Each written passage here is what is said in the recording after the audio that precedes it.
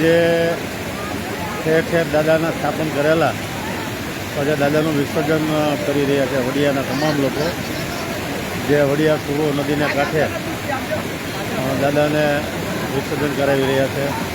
સાથે સાથે સુરવો ડેમનું અડધું પાટિયું, એક પાટિયું અડધો ફૂટ ખુલ્લું છે એટલે નદીનો નજારો પણ ચરમસીમાએ છે. આ વિસ્તાર છે ડેમની નીચેના ભાગમાં જ આવે છે.